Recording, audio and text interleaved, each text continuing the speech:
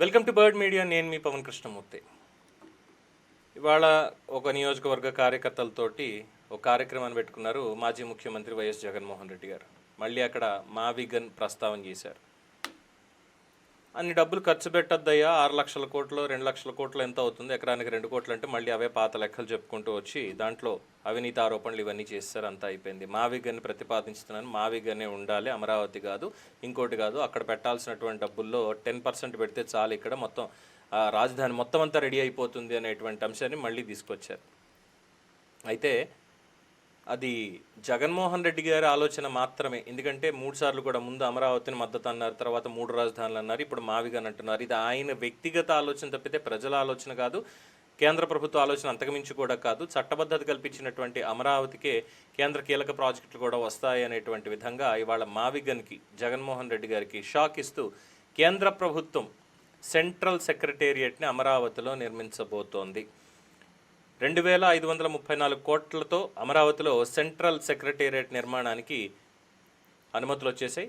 Central secretariat కోసం మొత్తం 1,299.08 కోట్లతోటి project చేపట్టబోతున్నారు. అలాగే ఇది అమరావతి కేంద్రంగా పనిచేసేటువంటి కేంద్ర ప్రభుత్వ ఉద్యోగులకి సంబంధించి బహుళాంతస్తుల భవనాలు కూడా అక్కడే నిర్మించబోతున్నారు. మొత్తం 5.53 ఎకరాల్లో సెక్రటేరియట్, 17 ఎకరాల్లో నివాస సముదాయాల నిర్మాణానికి సంబంధించి ఉత్తర్వులు కేంద్ర ప్రభుత్వం జారీ చేసింది. మరి ఇక్కడ కేంద్ర ప్రభుత్వాన్ని ప్రశ్నించవచ్చుగా.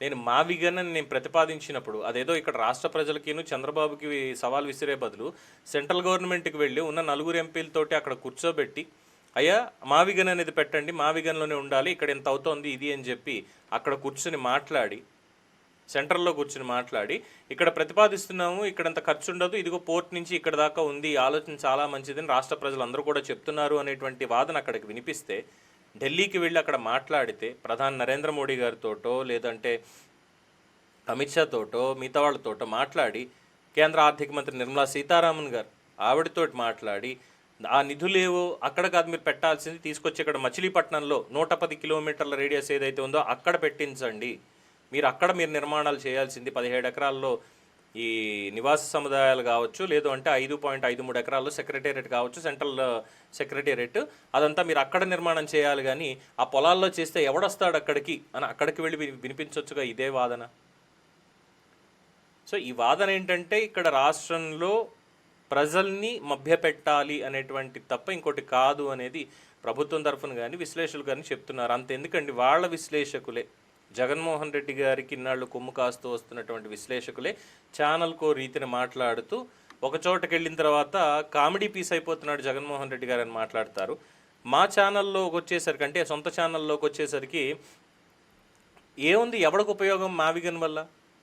ఆల్రెడీ రిట్ ఆఫ్ మ్యాండబస్, దాని తర్వాత చట్టబద్ధత, అంతిమ తీర్పు ఎప్పుడో వచ్చేసింది. అమరావతి రాజధాని, 3 రాజధానులు చెల్లవని కోర్టే ఇచ్చేసింది కదా రిట్ ఆఫ్ మ్యాండమస్. ఇప్పుడు మావిగన్ వస్తే ఏంటి, మావిడికాయ బద్దొస్తే ఏంటని వాళ్ళే అక్కడ మాట్లాడుతున్న నేపథ్యంలో ఈ ఆలోచన మళ్ళీ తీసుకొచ్చి మావిగన్కి ప్రజాదరణ పొందేస్తున్నారు అన్నప్పుడు, ఆ ప్రజాదరణ గురించి ఏదో సెంటర్లకు వెళ్ళి ఢిల్లీలో అమిత్ షా తోటో ప్రధాని నరేంద్ర మోడీతోటో చెప్పి ఈ సెంట్రల్ సెక్రటేరియట్ని, ఆ జిఏడి భవనాలకు ఏదైతే ఇప్పుడు పునాదులని నిర్మాణాలని చెప్తున్నారో, ఏదైతే ఖర్చు 14,000 అని చెప్పి తప్పుడు సమాచారం ఇస్తున్నారు, ఇవన్నీ కూడా ఇగో మచిలీపట్నం నుంచి ఇంత రోడ్డు ఉంది, ఇక్కడ కట్టించండి, ఇక్కడ మాత్రమే పెట్టించండి అని చెప్పొచ్చుగా.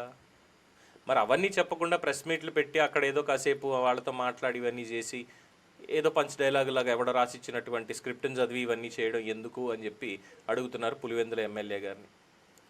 కేంద్రమే షాక్ ఇచ్చింది ఇక్కడ. అంటే ఇవాళ మాట్లాడారో లేదో, ఇంకా మాట్లాడి గంట అయిందో లేదో వచ్చినటువంటి ఇన్ఫర్మేషన్ ఇది, అమరావతిలోనే సెంట్రల్ సెక్రటేరియట్కి అప్రూవల్ వచ్చింది అని. రేపు మాపో నిర్మాణానికి శంకుస్థాపన కార్యక్రమాలు స్టార్ట్ అవుతాయి, నిర్మాణం మొదలవుతుంది.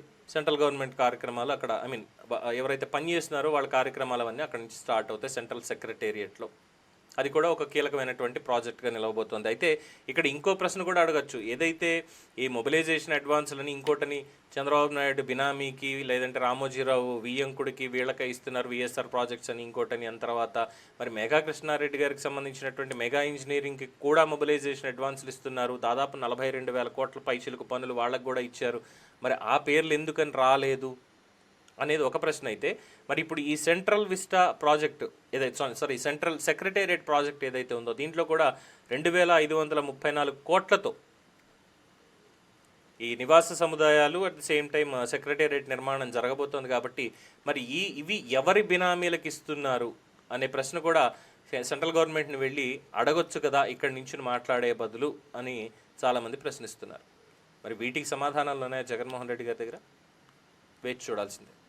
సో మొత్తానికి సెంట్రల్ గవర్నమెంటే అమరావతికి చట్టబద్ధత కల్పించి గెజెట్ రిలీజ్ చేసి, గెజెట్ రిలీజ్ అయిపోయిన తర్వాత కూడా ఈ మావిగన్ గోల్ ఏంటో అర్థం కావట్లేదండి. బేసిక్గా గెజెట్ వచ్చేసిన తర్వాత కూడా అండ్ ఆఫ్టర్ దట్ ఇప్పుడు సెంట్రల్ గవర్నమెంటే షాక్ ఇచ్చింది, మావిగన్ లేదు, ఇంకోటి లేదు, అమరావతిలోనే అవన్నీ కూడా ఉంటాయి, అక్కడ ఇవన్నీ చేస్తున్నామని చెప్పి స్పష్టంగా చెప్పింది.